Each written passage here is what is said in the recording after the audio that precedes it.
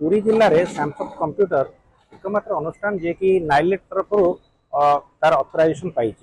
बहुत गुड़े कंप्यूटर संस्था अच्छी जो मैंने कि नकली सर्टिफिकेट देते जार कि कौन प्रकार आईटी डिपार्टमेंट हो ओडिशा नॉलेज कॉर्पोरेशन डिपार्टमेंट कौन अथराइजेसन ना तेणु ये गोटे संस्था मुझे देखुची गत 10 वर्ष 15 वर्ष धरी छात्र छात्री मान प्रोत्साहित कर कंप्यूटर एजुकेशन दिगरे आज जो ये कार्यक्रम